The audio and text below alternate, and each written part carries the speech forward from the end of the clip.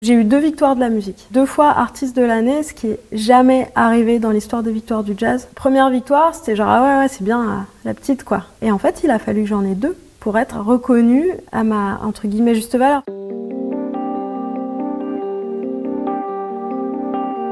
Je m'appelle Anne Passeo, je suis batteuse et compositrice. J'ai sorti 7 albums et 2 EP et j'ai eu la chance de recevoir 3 victoires de la musique jazz. J'ai commencé la batterie quand j'avais 10 ans. J'ai dit un jour à mes parents que je voulais jouer de la musique et ma mère m'a dit « Est-ce que tu veux jouer du violon, de la clarinette, du piano ?» Et moi je suis là « Non, non, non, non, je veux jouer de la batterie. » J'ai comme l'impression qu'on a un peu envie de jouer.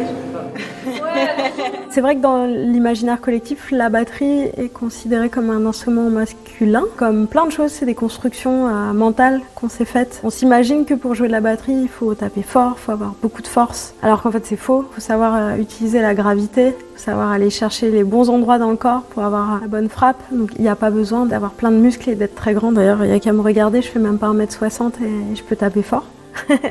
J'ai l'impression qu'il y a un truc masculin qui est très présent, heureusement pas chez tous les hommes, que le mec doit être dans la démonstration. Jouer vite, jouer fort, il y a un espèce de truc, faire des records un peu.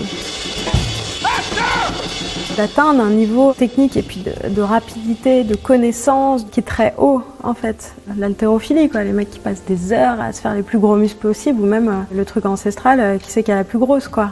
Voilà. Et je pense que les femmes, on n'a pas justement ces problèmes de quéquette. Et la musique, pour moi, et pour plein de monde, c'est une forme d'expression, tout comme la peinture.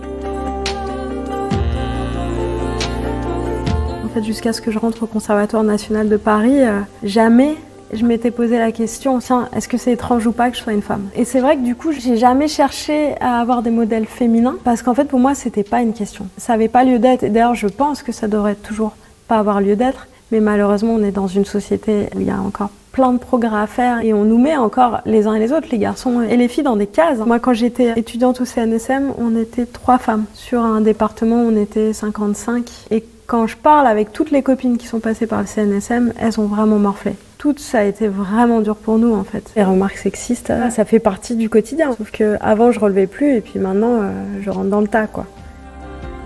Tu regardes des photos de musiciens, de musiciennes. Tu vas avoir des photos de mecs qui font la grimace. Pas de problème, tout va bien. C'est normal, le mec il est à fond. Tu vas avoir une nana qui fait la grimace. Ah mais pourquoi elle fait ça? Elle est moche. Ou même la nana elle-même. Et moi la première jusqu'à très récemment, j'étais là non mais je suis moche sur cette photo. Bah en fait non, je suis pas moche, je suis juste à fond dans mon truc. Et pourquoi un homme il aurait le droit de faire une grimace sur une photo? Et une femme en fait non, il faut qu'elle soit toujours pimpante, souriante, machin. Bah non. Moi, je me souviens d'une jam session dans un gros club de jazz de Barcelone qui est assez chouette, parce qu'en fait, il y a plein de jeunes. Et c'est justement cette vision du jazz que j'aime bien, où en fait, ça se mélange avec de la pop, du rock, des musiques du monde et tout ça. Et puis, je vais voir le chef de jam et je lui dis « Salut, est-ce que je peux jouer ?» Puis il me regarde et fait « Ah non, non, en fait, c'est mon métier. Jamais ils m'ont laissé monter sur scène. Je trouve intéressant de se dire, quand on assiste à une situation, est-ce que ça serait pareil si c'était un mec en face? Je pense que ça évolue dans le bon sens. Il y a de plus en plus de batteuses dans tous les styles de musique. Dans le rock, la pop, les musiques indé, il y en a plusieurs que je suis et que j'adore, qui sont aussi compositrices. Je pense à Léonie Pernet, à Lucien Thune. Il y a des jeunes musiciennes là qui arrivent. J'ai pas mal de potes qui enseignent dans des écoles et qui me disent « Ah ouais, là, elle, ça va être vraiment cool » ou « Elle ». Enfin, je vois qu'on est de plus en plus quand même. Et ça, c'est cool. Et ce que je trouve hyper beau aussi et positif en ce moment, c'est qu'il y a ce mot en fait qui est apparu, que moi je connaissais pas en tout cas il y a quelques années, c'est sororité. Et ça, je le ressens vraiment, qu'on s'entraide et on se serre les coudes et on se repasse des plans, enfin voilà, on essaye de s'aider les unes des autres parce que je pense qu'on a toutes pris conscience qu'il y avait un truc qui allait pas et que si entre nous on n'est pas là pour se filer des coups de main et être bienveillante, personne ne le fera à notre place quoi.